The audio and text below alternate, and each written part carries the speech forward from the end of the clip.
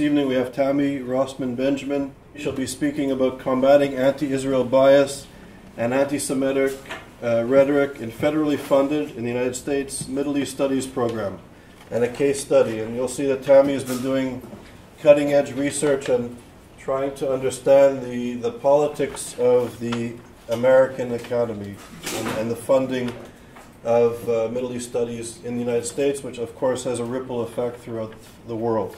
Tammi has an article in this very important book, The Case Against Academic Boycotts of Israel. Tammi is one of the few people who have been fighting against anti-Semitism in the academy for quite a while now. And we're talking about getting older, but so we've been doing this for a while. I would argue very seriously that anti-Semitism went through various phases. There was the old religious bigotry of the past and the racist type of anti-Semitism that's largely in the past.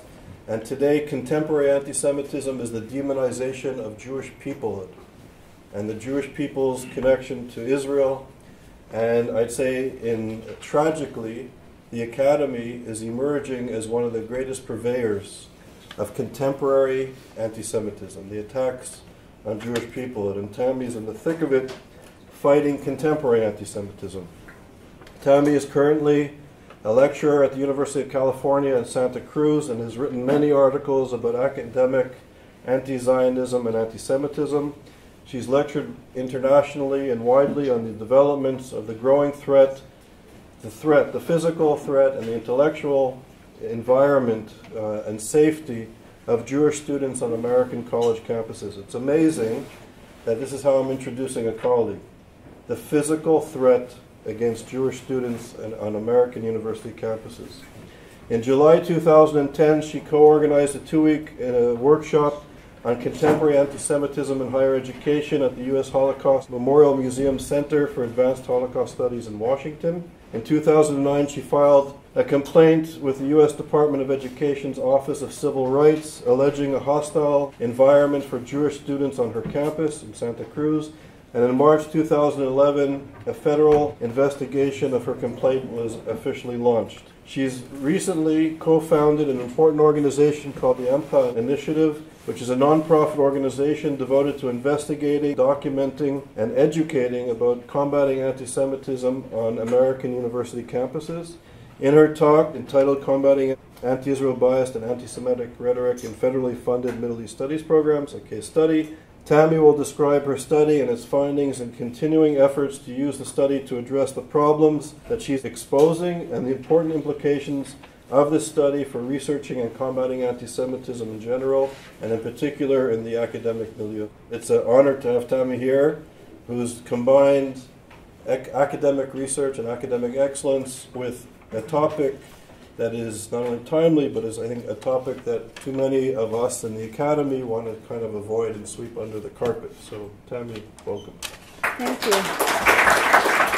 As Charles mentioned, I am the director of the AMCHA initiative. AMCHA is a Hebrew word meaning the ordinary people, sort of grassroots group. And what we do is that we're a nonprofit that monitors and combats campus anti-Semitism.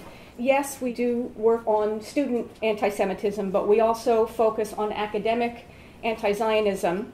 Faculty who teach in Middle East studies programs have often been implicated in this kind of behavior.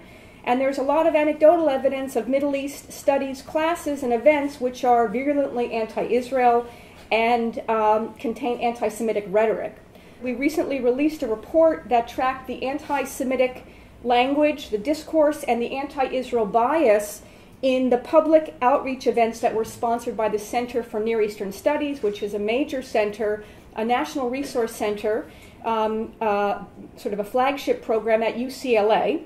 We tracked it over a 3-year period from 2010 to 2013, and we found significant anti-Semitic activity and anti-Israel bias in the events, as well as a real singling out of Israel for denigration and opprobrium from among all the Middle Eastern studies, and there are 14 of them that they actually focus on. So during that same 3-year period, and this is important, the CNES, which is the acronym for the center, CNES received almost $1.5 million from the U.S. Department of Education under Title VI of the Higher Education Act. Now, Title VI, which is different, if you know, there's another Title VI. There are a bunch of Title VIs, but this one, there's one that has to do with civil rights. That's the one that I filed my complaint under, as Charles was saying. But it's a different Title VI, a different statute. This is under the Higher Education Act. And that act was established to provide funding for university programs to equip students with a full and unbiased understanding of the regions and countries of the world that are vital to U.S. security interests. And so to that end, the law, Title VI of the Higher Education Act, actually stipulates that programs receiving Title VI funding must demonstrate that its activities reflect, and this is their quote in the law, diverse perspectives and a wide range of views. The results of our study indicate that CNES, the center, has a troubling anti-Israel and anti-Semitic bias that not only distorts the center's scholarly and educational mission, but is a violation of its federal funding requirements, which is going to be an important way that we can actually address this. So while there's plenty of anecdotal evidence suggesting that many university-based Middle East studies programs have an anti-Israel bias that at times manifests itself as anti-Semitism, ours is the first systematic study of this phenomenon. And as such, we believe our study has important implications for measuring, understanding, and addressing anti-Israel bias and anti-Semitism, not only in federally funded Middle East studies programs, but actually in departments and disciplines throughout the humanities and social sciences. What I'd like to do is to describe our study and its findings, our continuing efforts to use our study to address the problems that we've exposed, and the important implications of our study for both researching and combating campus anti-Semitism. Our study set out to investigate a number of questions about the CNES's Israel-related public outreach events between the fall of 2010 and the spring of 2013. One of the questions that we looked at was the focus on Israel and the Arab-Israeli conflict disproportionate to the focus on other Middle Eastern countries and their conflicts? We asked the question, were the Israel-related events biased, or did they reflect diverse perspectives and a wide range of views in keeping with the Title VI stipulations? Did these events contain anti-Semitic discourse? And the fourth and final question we asked was, did the speakers who were chosen to speak at the Israel-related events reflect diverse perspectives and a wide range of views, or were they biased, and had they engaged in anti-Semitic activity? So those were the questions that we asked. And in order to answer our research questions, we measured a number of different variables. To answer our first research question, we looked at the total number of Israel-related public events during that 3-year period compared to the total number of public events for all the other 13 Middle Eastern countries that were being taught and researched in that center during that same 3-year period. We also looked at the total number of public events related to the Arab-Israeli conflict during that period compared to the total number of public events focusing on other conflicts or all other conflicts in the Middle East during that same period. In terms of the second question, we looked at the proportion of Israel-related events during that 3-year period that reflected an anti-Israel bias rather than diverse perspectives and a wide range of views. In order to answer the third question, we looked at the proportion of Israel-related events that contained anti-Semitic discourse and the nature of that discourse. And the fourth question, we looked at the proportion of speakers at Israel-related events who had engaged in anti-Semitic activity and the nature of that activity.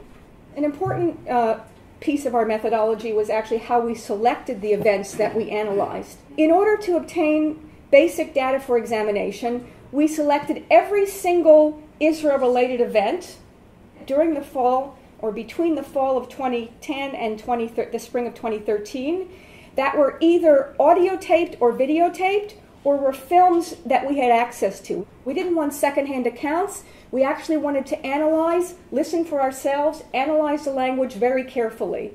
And so we only looked at events that we actually had access to the talk itself, or the movie itself if it was a film. There were 28 events like this that we had access to, so 28 Israel-related events that we ultimately included in our study. We didn't reject any event for any reason except if we didn't have anything to listen to and evaluate. So we wanted to be fair-minded about this. We really did want to do a very fair-minded and objective study of these questions. So in addition, we noted the total number of public events sponsored or co-sponsored by CNES that pertain to all the countries in the Middle East, the 14 countries in the Middle East, during the time under consideration, as was listed on their website, and we analyzed the number of events pertaining to significant political conflicts in the Middle East, including the Arab-Israeli conflict, the Arab Spring, the Egyptian uprising, the Syrian civil war, the Tunisia uprising, the Libya uprising, the Iranian revolution, and the Iranian nuclear threat. It was quite an eventful 3-year period in the Middle East, okay? A lot of conflicts. We looked at all of them, at least to compare them to how many events focused on the Arab-Israeli conflict.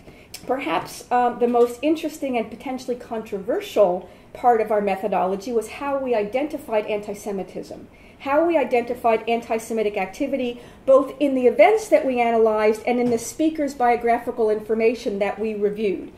So our analysis that we used was based on a systematic definition of anti-Semitic activity that focused on 9 categories of anti-Semitic behavior or discourse. 8 of the categories that we used were taken directly from the U.S. State Department's definition of anti-Semitism, which was established through the Global Anti-Semitism Review Act of 2004. The U.S. State Department's fact sheet defining anti-Semitism identifies 8 activities as what they call contemporary examples of anti-Semitism and anti-Semitism relative to Israel. So here are those 8 categories that we took directly from the website of the U.S. State Department. The first, using symbols and images associated with historical anti-Semitism, such as statements that accuse Israelis or Jews of deliberately murdering non-Jews, especially children, for their own malevolent needs, which we call the blood libel, or accuse Israelis or Jews of controlling the U.S. or the world, which is language or themes taken from the protocols of the Elders of Zion. The second category was accusing Jews in Israel of inventing or exaggerating the Holocaust, which is, I think, self-explanatory. The third category, demonizing Israel, includes rhetoric that accuses Israel of being evil or demonic in intent, in policies, or in history. For example, claiming that Israel commits crimes against humanity such as ethnic cleansing and genocide. The fourth category, comparing Jews to Nazis. The fifth category include delegitimizing Israel, including claims that Israel as a Jewish state is not legitimate and does not have a historical, legal, or moral right to exist. For example, claiming that Israel is a fundamentally racist, colonialist, apartheid state. The sixth category, denying Jews their right to self-determination. This includes denying the existence of Israel, or calling for the elimination of the Jewish state, such as by calling for a non-Jewish binational state, or calling for the Palestinian right of return, which would really mean an overrunning or an elimination of the Jewish state. The seventh category from the U.S. Department State Department, holding Israel to a double standard, such as by claiming that Israel is the worst human rights violator in the world, while ignoring countries in the world which have far, far worse human rights records than Israel. And the eighth category, condoning terrorism against Jews or supporting terrorist organizations. So one additional category that was consistent with it wasn't directly taken from the website, but it was consistent, we believe, with the U.S. State Department's definition. We added to our list of categories that in identifying anti-Semitic activity, and that is promoting boycott, divestment, or sanctions against Israel, otherwise known as BDS for the B boycott, divestment, sanctions. So this category was included because the BDS movement holds Israel to an egregious double standard. It operates by demonizing and delegitimizing the Jewish state, and its founders have all stated unequivocally their desire to eliminate Israel as a Jewish state. So we have the double standard, we have the demonization, delegitimization, and denying Jews the right to self-determination, four categories which are in fact on the U.S. State Department's list of identifying anti-Semitism. So in order to ensure accurate, systematic, and consistent application of the definition and the categorization by the different researchers, we had about 10 different researchers who were helping us with this study.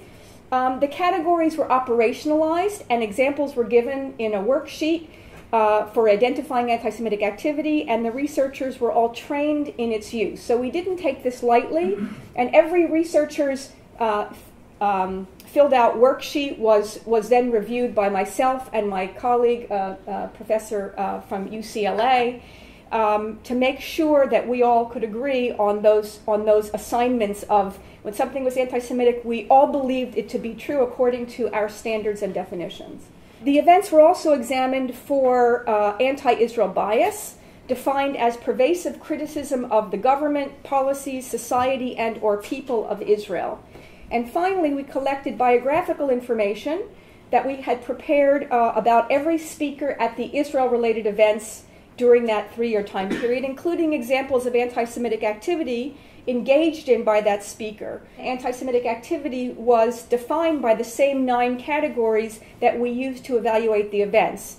And 31 speakers, 31 individuals were investigated, as well as similar biographies were gathered about the 3 directors of the Center for Near Eastern Studies during the 3-year period under investigation, and we did a similar analysis looking at the anti-Semitic activities that they had engaged in and their own biases. The first finding was that there was a disproportionate focus on Israel and its conflicts. So of the 149 total CNES-sponsored or co-sponsored public events related to specific countries of the Middle East, 27 of them pertained to Israel. The only events that exceeded that in terms of the number of an individual country that had events that were presented by CNES was Iran, and that was because I think there was a separate, that whole program, their Iran program, was separately funded by a very generous donor, and most of those programs were in Farsi.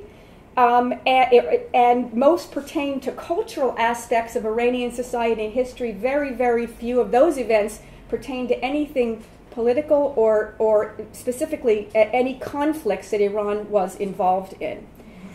So a disproportionate focus on Israel compared to other countries of the Middle East, with the exception of Iran. Even more striking, I think, 61% focused on the Arab-Israeli conflict. The second finding was that we found significant anti-Israel bias and anti-Semitic content of the Israel-related events. So none of the 28 Israel-related events that we listened to spoke positively about Israel's government, its laws, its policies, its society, or its people, meaning there was no pro-Israel bias in any of those 28. And in fact, 26 of the 28 events, or 93%, exhibited bias against Israel. Sometimes slight, but all the way to wild and egregious bias against Israel. Now, anti-Semitic, the most interesting piece, anti-Semitic content was found, as we measured it according to the 9 categories that I laid out, was found in 21 of the 28 events, or 75%, 3/4, 75% of the events, Israel-related public events, contained anti-Semitic content. And of the different forms of anti-Semitic content, you can see that 57% engaged in rhetoric that was demonizing of Israel, 39% delegitimized Israel, 18% promoted, in the event itself, promoted the boycott of Israel. Sometimes outlandishly so. You know, you have on your seats, a form you could fill out about the boycott, to boycott Israel, or filling out a petition to boycott Israel in an event that was sponsored or co-sponsored by CNES. Holding Israel to a double standard, denying Jews the right to self-determination. Almost a fifth of the speakers denied Jews the right to have a Jewish state. 11% compared Israelis to Nazis, and 11% condoned terrorism. Our third finding had to do with the speakers, and we found, once again, significant anti-Israel bias and anti-Semitic activity of the speakers at CNES Israel-related events.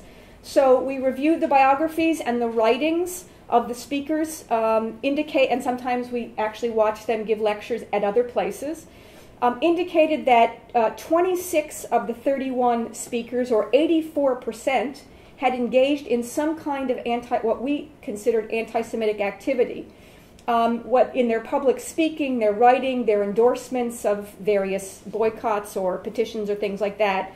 So 81% had, outside of this, we're not talking about what they did at CNES, we're talking about what they did in general, even before, mostly before they came to CNES to speak. So what I'm trying to say is it was well known who these speakers were when they were invited to come to speak at CNES.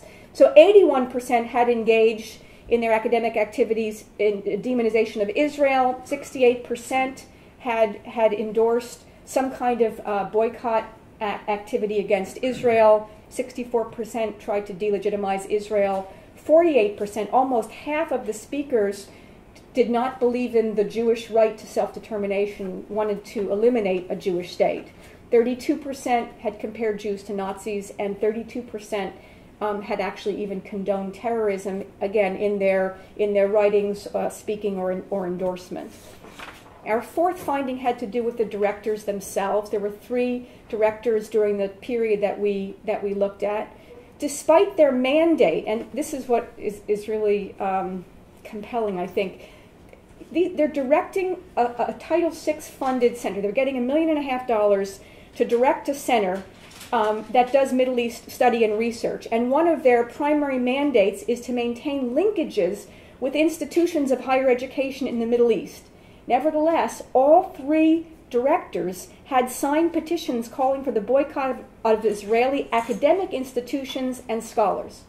Right? They're supposed to maintain linkages with other institutions of higher education in all of the Middle Eastern countries where they have research interests. And one of the Middle Eastern countries, last time I looked, was Israel. And according to Disproportionate Focus, they know it's Israel. And yet, all 3 of them have boycotted, engaged in academic boycotts of Israeli academic institutions and Israeli scholars. In addition, all 3 directors, despite directing a program that is intended to encourage its students to study abroad in the countries in the Middle East, different countries in the Middle East, and touting on their, we have their proposal, their grant proposal they submitted to the federal government.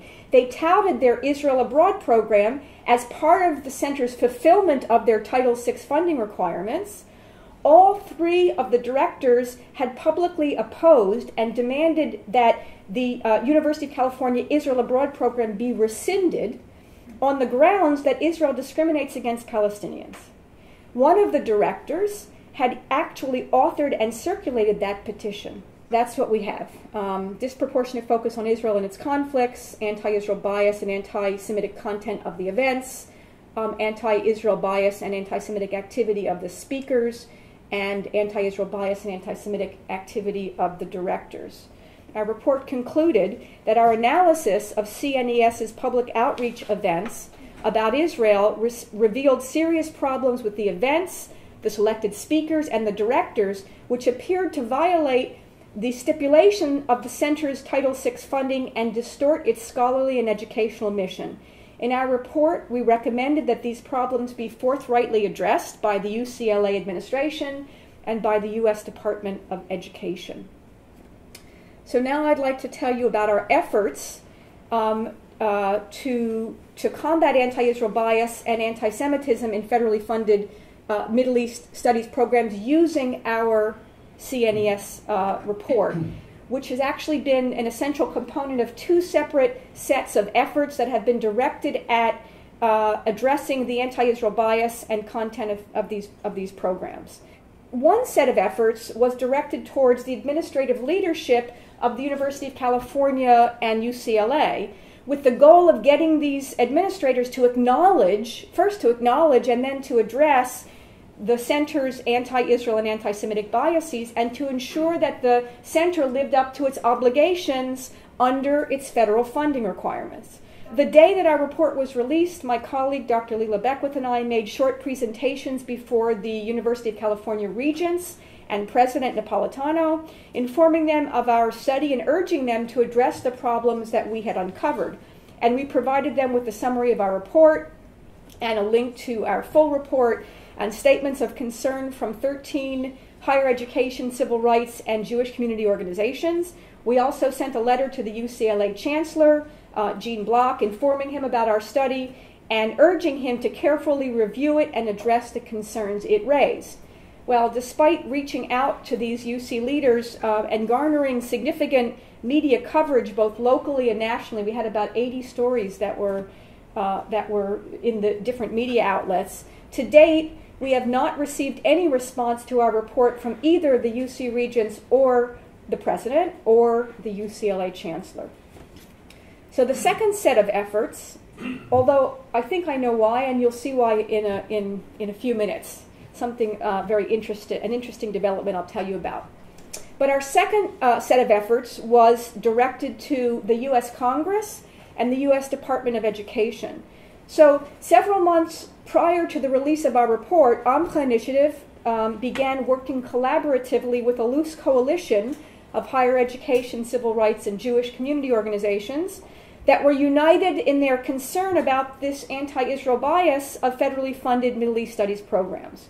The coalition of groups was organized by Kenneth Marcus, some of you may know Kenneth Marcus, of the Brandeis Center for Human Rights Under Law, and the goal of the coalition was to work together to raise the awareness of federal legislators about the issue of Title VI abuse by some Middle East Studies programs and the need to either enforce the statute's stipulation of diverse perspectives or else end Title VI funding for these programs. And we're talking about tens of millions of dollars every year that is given to Title VI funded universities for, again, remember, for national security purposes. So either, as Ken said, either mend it or end it. So the establishment of the coalition was timed, in fact, to coincide with the U.S. Congress considering the reauthorization of this Higher Education Act, which expired at the end of 2013. So on the day that we released the Amcha report on CNES, 10 organizations in the coalition, including the Brandeis Center, the Amcha Initiative, the Simon Wiesenthal Center, the Zionist Organization of America, and the Orthodox Union, among other organizations, issued a joint statement decrying the misuse of Title VI funds to support what we said were biased, politicized, and imbalanced programs in the Middle East. And the joint statement actually used the Amcha report as a primary source of evidence of the problem. Because there had just been anecdotal evidence. Ours was the first serious and comprehensive study of the problem. So the organizations called for the implementation of accountability and transparency measures to ensure that Title VI funding serves national security and foreign policy interests. So using the Amcha report as an important piece of evidence, the white paper provided a comprehensive analysis of the shortcomings of Title VI, with an emphasis on the biased, politicized, anti-Israel and anti-American programming, because these two things often come together, the anti-Israelism and anti-Americanism. So it emphasized the politicized anti-Israel and anti-American programming at Title VI centers. It offered several recommendations for ensuring that federal funding is not abused, and once again, it called on Congress to reform Title VI funding or to end it. So on the day that the Amcha report, the joint statement, and the white paper were released, they were also sent to leaders of the House, the United States House Education and Workforce Committee, and the Senate Health, Education, Labor, and Pensions Committee. Less than 2 weeks later, which was just about a month ago, Nita Lowey, a Democratic congresswoman from New York, who is also the ranking member of the House Appropriations Committee, Nita Lowey sent a letter to the U.S. Department of Education, or the U.S. Education Secretary Arne Duncan, urging him to immediately adopt standards to prevent imbalanced higher education programs with anti-Israel biases from receiving Title VI funding, arguing, and she made an argument that I want you to listen to, arguing that these programs could engender anti-Semitism or criticism of Israel that devolves into the defamation of the Jewish people. And the reason that this is significant is that we had been arguing, at least with the federal government, about bias, anti-Israel bias, because the language of the statute had to do with bias. But she was taking it a step further, which is what we actually argued in obviously it was part of our report, a major part of our report, that this is not only about anti-Israel bias, that this actually is about even anti-Semitism. And in her letter, she credited the joint statement for raising her awareness of this matter. Following her letter, at least 2 other letters from members of Congress have been sent to the Education Secretary, raising concerns about the Department of Education's administration of Title VI and the misuse of federal dollars for Middle East Studies programs lacking diverse perspectives. One from a congressman and one from 2 senators that actually just were released within the last week or 2. So these are all positive efforts. Now remember, we released our study September 17th, so this is all very fresh. And all the efforts so far have been positive efforts, though their impact on the congressional reauthorization of Title VI and the Department of Education's policies for administering Title VI really remain to be seen. Meanwhile, and this is a very interesting development that I wanted to tell you about, the Department of Education has recently also, didn't only dovetail with this reauthorization, our work, and our report in particular, dovetailed with the, which actually we didn't know, it dovetailed with the Department of Education actually reviewing the grant applications for the next grant period of 2015 to 2019, and they just finished doing that recently. And according to an announcement that was made in a newsletter from the Center for Near Eastern Studies at UCLA, where we did our report, just October 14th, so what's that, about 2 weeks ago, they announced that the center was not awarded Title VI funds for the upcoming grant cycle. And this is the first time in many, many years that this Title VI funding has not come to UCLA Center for Near Eastern Studies. So whether CNES's defunding had anything to do with our report or the coalition's effort is unclear, and I do not want to take credit for this. I mean, I believe that it could well have had to do with something else, and it might be that our report didn't hurt in this effort, but we do not know whether the report or our coalition's effort really had much to do with it. However, this is what I think. Even if anti-Israel bias per se was not a factor in the Department of Education's decision, I believe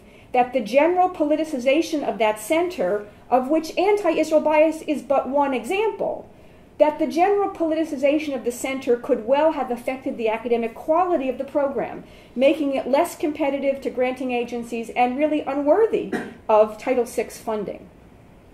So now I would like to talk about, finally, the implications of our study. And I think that there are really 2 important implications. The first having to do with combating campus anti-Semitism, and the second having to do with studying that phenomenon.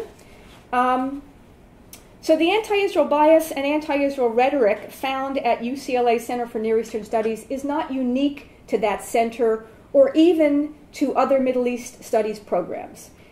As we know, one of the primary sources of campus anti-Semitism is faculty in many departments and disciplines, particularly in the humanities and social sciences, who use university resources, classrooms, conference halls, and university websites, etc., to engage in anti-Israel advocacy and activism, which often contains anti-Semitic aspects, including the demonization and delegitimization of the Jewish state and calls for its elimination, as well as advocating for the boycott of Israel.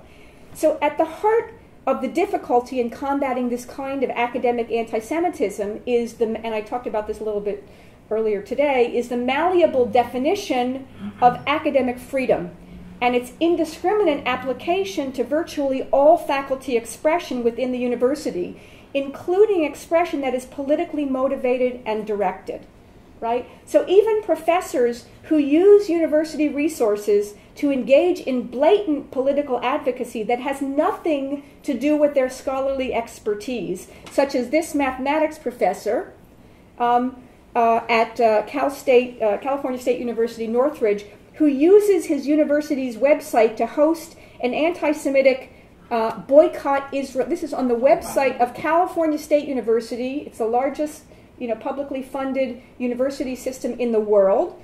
He has a page on that website called the Boycott Israel Resource page, which contains a litany. Here's just a little bit of it. A litany of false and inflammatory statements, photographs like this. This was actually a little bit benign. I mean, there are dead and mutilated babies, allegedly Palestinian babies, that contains this false and inflammatory statements and photographs that are really intended to incite hatred and promote political activism against the Jewish state.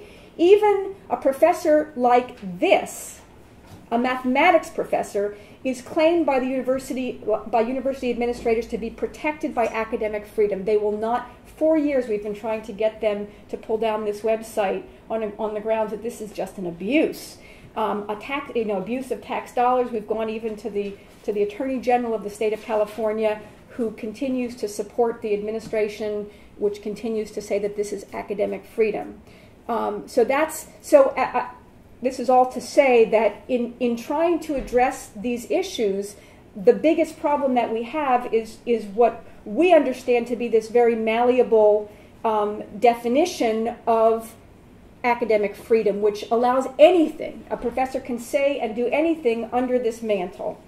So what made UCLA unique in terms of our ability to combat the anti-Semitic nature of its programming is that we were able to actually circumvent the question of academic freedom by relying on Title VI's objective and content-neutral standard of diverse perspectives and a wide range of views. So we relied on that standard, objective standard, to make the case that the anti-Israel and anti-Semitic bias of the CNES's outreach programs was unacceptable for a recipient of federal funding. Right? Had nothing to do with academic freedom in the university and what they could or couldn't do in their own university. It had everything to do with what the requirements of the funding that they freely chose to accept were.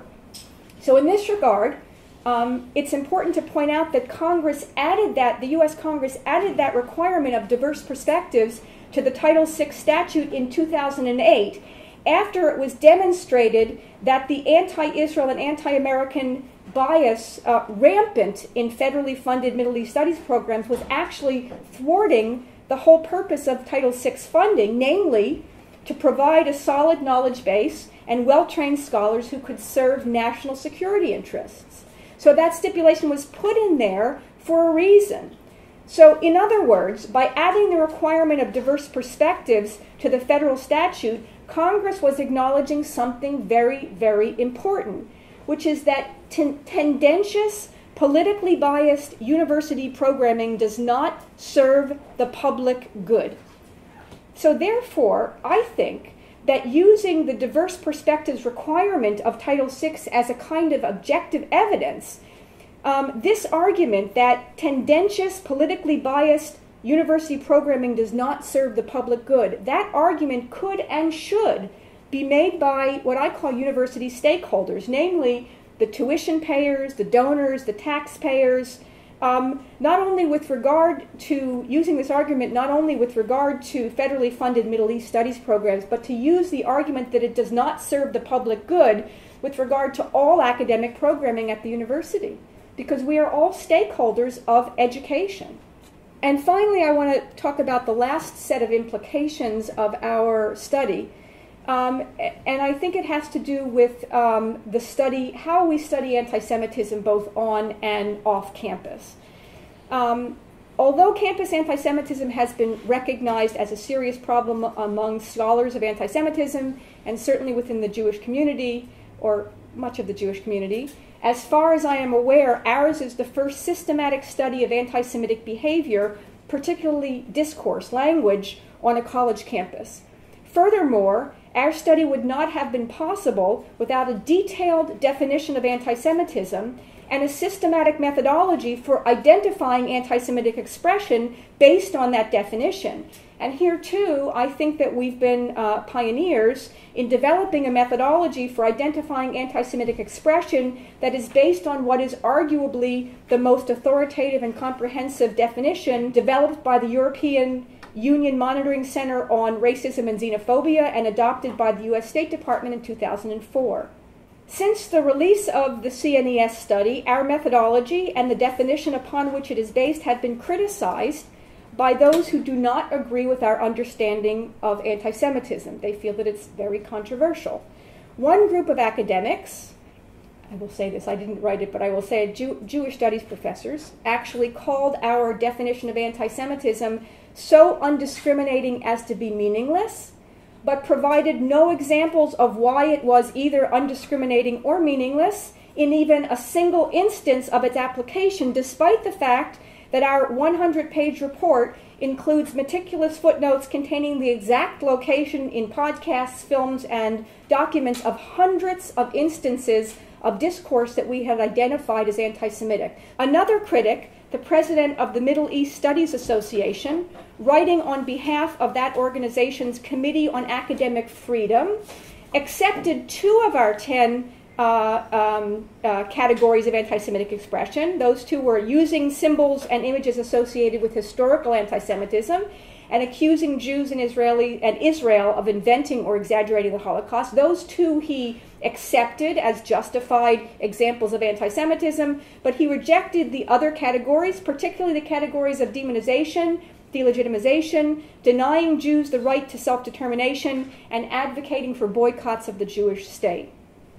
So in this case as well, our critic was unable to explain why the categories he rejected should not be used to identify anti-Semitic activity, except to suggest that since some Jews were known to engage in such behavior, that this behavior could not possibly be anti-Semitic. It's interesting that of the 14 university professors who sit on the Middle East Studies Association's Committee for Academic Freedom, which was the one who brought this critique of our work, 7 of them, 50%, including the committee's 2 chairs, have endorsed either an academic or economic boycott of Israel. Until such time as a more adequate definition of anti-Semitism is proposed for discussion and debate, and I, for one, eagerly await that time. I mean, there are problems with the State Department's definition, I do agree, but until there's something better, we will continue to use and promote the U.S. State Department's definition of anti-Semitism and our own methodology for operationalizing it in order to study and find ways of addressing campus anti-Semitism. Which brings me to my last point. If the methodological considerations that I've just raised, particularly the question of a clear definition of anti-Semitism, are essential to the study of campus anti-Semitism, how much more so to the study of global anti-Semitism, which is reaching alarming levels that rival and in some parts of the world even surpass pre-Holocaust levels. Without an adequate means of identifying and measuring anti-Semitism, how can we hope to understand its nature and scope, or to develop effective strategies for combating it?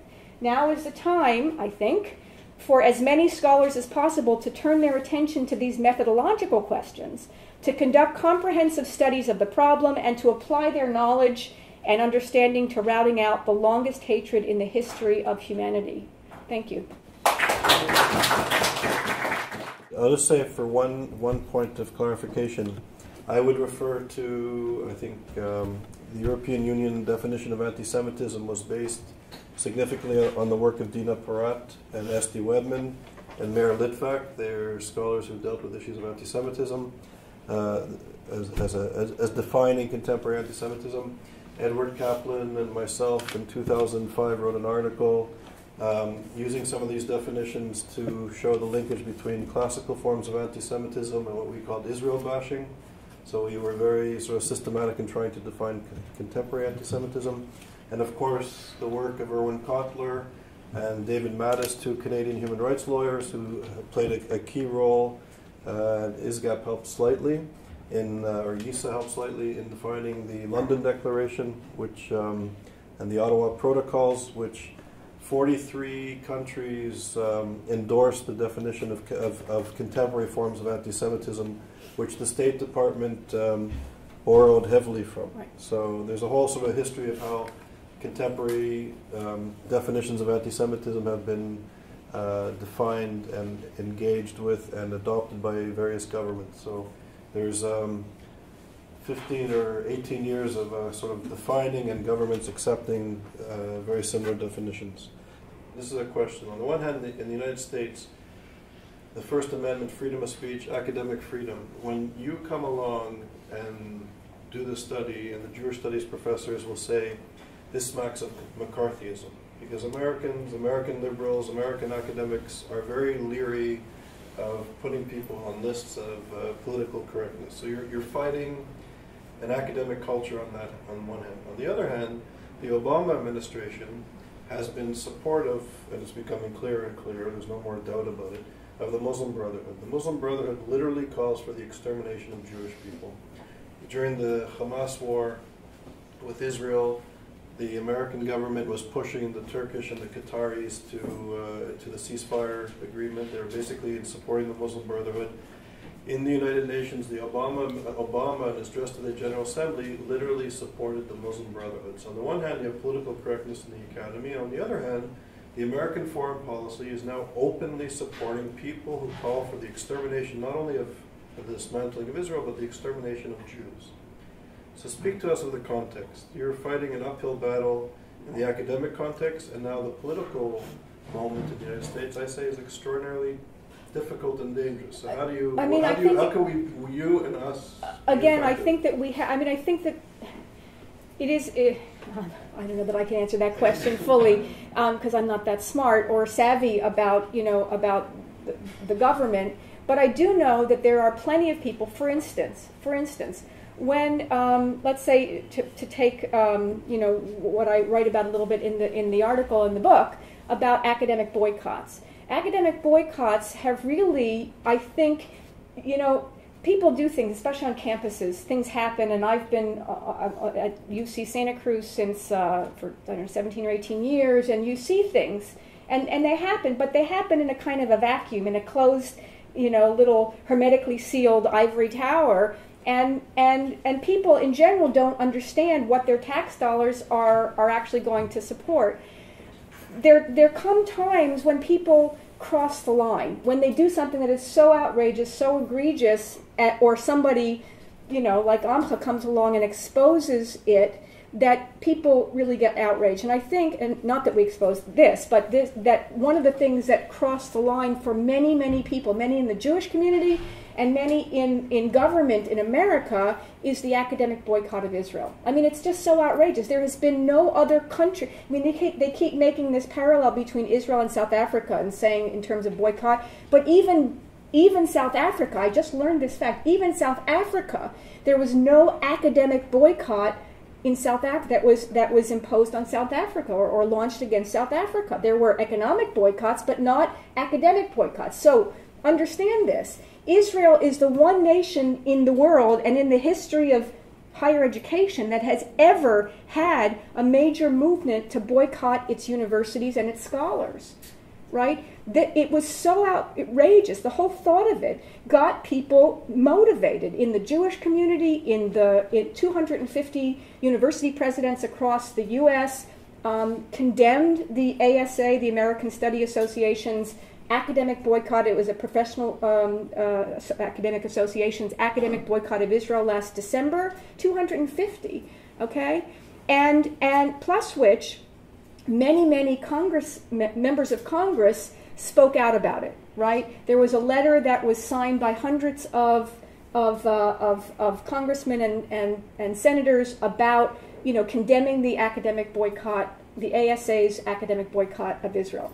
So I do think that even though there might be a president and members of that administration that have the proclivities that you talk about, I also think that there are people that really get it, like this Nita Lowey, who's the ranking member of the House Appropriations Committee, who's calling this anti-Semitic even, right? We didn't even go at that far in the joint statement. We just talked about the bias, but she went further and said this is actually we have to worry about it being anti-Semitic. So I think that there are enough people who care about this, and they're overplaying their hand because for too long, academics have been allowed to actually do and say whatever they want, and they've brought their political agendas into the classroom. We're talking about decades. And I think that we need to address it, again, by sort of raising this outrage. But here's the thing. They say McCarthyism, and we have to say back to them, no, it's accountability. I think strategically, we have to deal with the content. If you're dealing with the content, you'll get, hopefully, the support of good people. But if we're going down the path of silencing scholarship and accountability, I think it's political suicide. But that's a whole other issue. Professor Saltzman of anthropology, I have to agree that the whole postmodern intellectual trend in the social sciences and the humanities basically argues that there is no truth, there are many truths. In that sense, there's no knowledge. They're just different points of view, different opinions. And consequently, the search for truth, the search for knowledge, is a fool's game. The only thing that we can do is to commit ourselves to activism, to support the subaltern, the oppressed. And I'm afraid that's where the social sciences and humanities are at the moment. The kind of criterion that you've mentioned, diverse points of view, that's an objective criterion that I think you can push for without being accused of stifling anybody's view. You simply want to hear everybody's view. So I think that that is consistent with academic freedom. So I would say, yes, keep academic freedom, but also insist on pressure to allow that academic freedom to be diverse. They say that in universities we believe in all kinds of diversity. Racial diversity, national origin, sex, sexual preference. Every kind of diversity is welcome, except intellectual diversity. The only kind that really matters. Of course. At a university. Of course.